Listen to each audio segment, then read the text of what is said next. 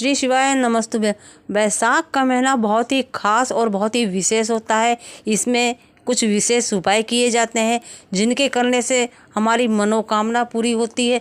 रोग मुक्ति के लिए, लक्ष्मी प्राप्ति के लिए और भी जो भी समस्याएं हैं उनके लिए अगर हम कुछ विशेष उपाय करते हैं बैसाख के महीने में तो भोलेनाथ की कृपा बहुत ही जल्दी हमें प्राप्त होती है और वो काम हमारे बन जाते हैं। आज हम कुछ विशेष उपायों के बारे में जानेंगे जो कि सिर्फ बैसाख के महीने में ही किए जाते हैं, जिनसे हमें बहुत ही पुण्य फल प्राप्त होता है, बहुत ही जल्दी मनोकामना पूरी होती है। तो उपायों को ध्यान से सुनिएगा और उन्हें जरूर करिएगा। बैसाख के महीने में मिट्टी के पात्र में रखे हुए जल को शिवलिंग पर चढ़ाया जाता है। इसका बहुत ही विशेष महत्व है। आपके घर में जो भी मिट्टी का पात्र हो, मटका, सुराही, जो भी हो, नए की कोई ज़रूरत नहीं। आपके पास पुराना है, आप उसी का इस्तेमाल कर सकते हैं।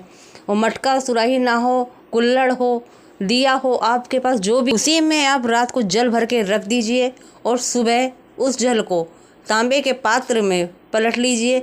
अगर दिया है, थोड़ा जल है, तो तांबे के पात्र में जो जल है उसी में आप मिला लीजिए और घर में जितने भी सदस्य हैं सबके हाथ का स्पर्श करा के उस जल को आप शिवलिंग पे चढ़ा दीजिए। जल को चढ़ाते समय कुंदकेश्वर महादेव का नाम लेना है। जी हाँ, बिल्कुल ध्यान से सुनिए। कुंदकेश्वर महादेव के नाम का जाप करते हुए आपको जल को धीरे धीरे चढ़ाना है। ऐसा करने से आपकी जो भी दिक्कतें हैं वो दूर होंगी।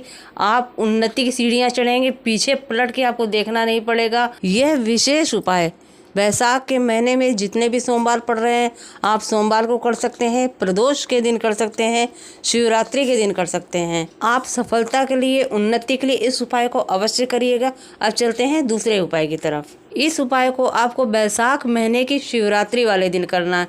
बहुत ही ध्यान रखिएगा, ये उपाय सिर्फ शिवरात्रि वाले दिन होगा। आपको एक पात्र में जल लेके मंदिर जाना है। तांबे के पात्र में जल लेके गए हैं या मिट्टी के पात्र में जल लेके गए हैं, आपको उस जल में एक बेलपत्र का स्पर्श कराना है। अगर आपके पास बेलपत्र नहीं है तो आप मंदिर जाएंगे, शिवलिंग पर जो भी बेलपत्र चढ़ी हो उसको धो के आप प्रयोग कर सकते हैं। आप बेलपत्र को धो लीजिए और उसको जल के पात्र में स्पर्श करा के शिवलिंग पर चढ़ा दीजिए। फिर आपको वही जल शिवलिंग पर चढ़ाना है। आपने जिस भी इच्छा से धन, वैभव, संपदा, जो भी मनोकामना है, जो भी इच्छा है, उसको कहते हुए महादेव को जल समर्पित करना है।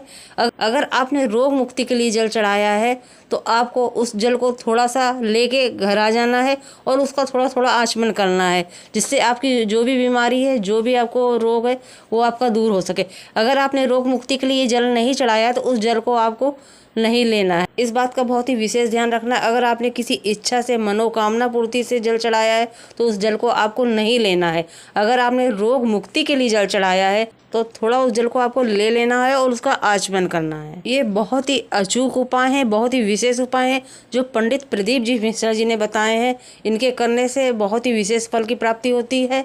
गुरुजी के बताए हुए उपाय, कथा का सार और गुरुजी से जुड़ी हुई जानकारी के लिए मेरे चैनल को सब्सक्राइब नहीं किया है तो कर लीजिए। कमेंट में श्री शिवाय नमस्तुभ्यम जरूर लिखिएगा। श्री शिवाय नमस्तुभ्यम।